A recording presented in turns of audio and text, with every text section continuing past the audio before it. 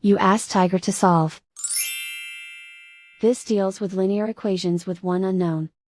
The final result is u equals 6. Let's solve it step by step. Simplify the expression. Find the greatest common factor of the numerator and denominator. Factor out and cancel the greatest common factor. Swap sides. Isolate the u. Multiply both sides by 8. Group like terms. Multiply the coefficients. Simplify the fraction. Multiply the fractions. Simplify the arithmetic.